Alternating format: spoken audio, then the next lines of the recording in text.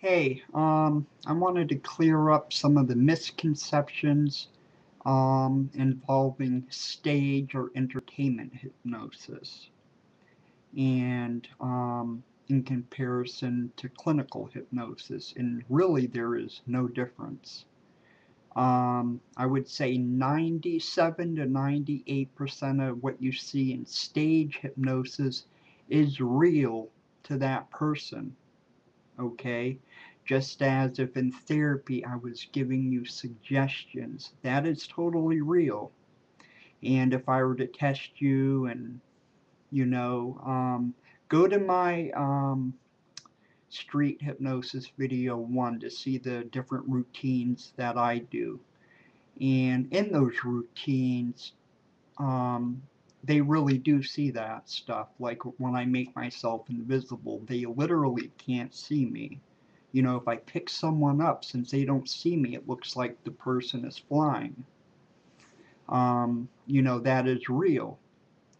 Now, occasionally, and it's very rare, and I think hypnotists that do that are bad because it gives hypnosis a bad name, is during the hypnotizing phase, you'll see someone that's not quite going under, and they'll allow that person to stay on stage, even though they're not hypnotized. Everyone else will be completely hypnotized, but maybe one or two people will not be completely under. And a good hypnotist will just very politely, it's not kicking them off the stage, but they'll say, they'll whisper, you don't seem to be as under as you should be, and you would enjoy, and this is the truth, you would enjoy the show better if you're at your seat, so they'd walk off the stage.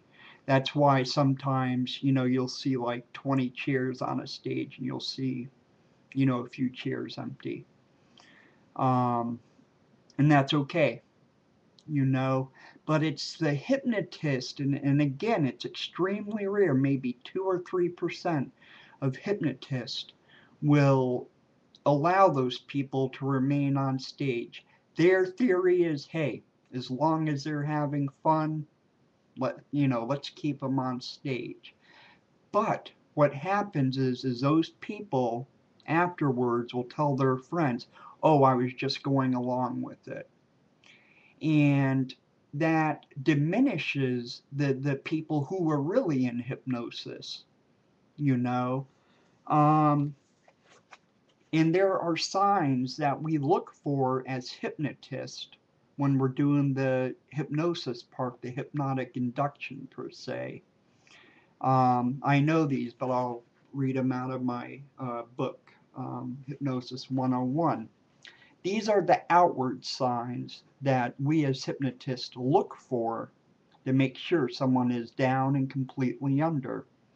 Eyes closing or slowed blinking, fluttering of eyelids, breathing changes, usually slowing down, waxy skin tonus, flushing of skin or change in skin color, lack of movement, flattened facial muscles, increased lacrimation, tears or wetness of the eyes, increased redness of the eyes, jerky or twitchy unconscious movements, inhibited swallowing reflex, general physical relaxation, signs of drowsiness, catalepsy, that's kind of like being stiff, kind of, eyes straight ahead and defocused, that's when, they do a stare induction where you're staring, the eyes will be kind of out of focus, and body warmth. Now, inward signs, what we look for, and we can kind of tell from the outward signs, is lack of desire to move, time distortion. A lot of times when people are hypnotized, they'll think they were hypnotized a lot longer than they really were. They might have been in hypnosis 15 minutes, but to them, you'll ask them and they'll say, you know, 25 minutes, 30 minutes. So you get time distortion. Sounds fading in and out. Lack of personal freedom. You feel carefree. Feeling of lightness, feeling of floating, feeling of detachment as if part of the body is not there. I get that a lot. Amnesia occurs naturally, occasionally, or by suggestion often. After I do a entertainment hypnosis, I will say you're going to forget everything you did except this, that, and this, and so on. Those are the only things you'll remember. So their friends will say, well, you did this, you did that, and they'll be like, no, I didn't, but they did. Increased ability to visualize. Uh, hyper, uh, hypermnesia, increased memory. So them are some of the outward signs and some of the inward signs. You know, everyone experiences the inward signs differently. But basically what I'm saying is stage hypnotism is as real as therapeutic hypnotism, except for those 2 or 3% of hypnotists that aren't very good in my opinion. Like I said, you know, they're like, hey, you know, if they're having fun, having a blast, let's keep them on stage. But again, you know, they go off and say, oh, I was just going along with it.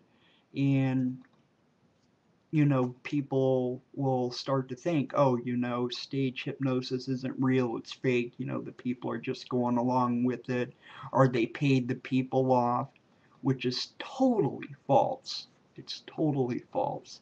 Stage hypnosis is 97% real. Um, you know, there's really no difference between that and clinical hypnosis. So I wanted to get those myths out of the way. Thank you and God bless.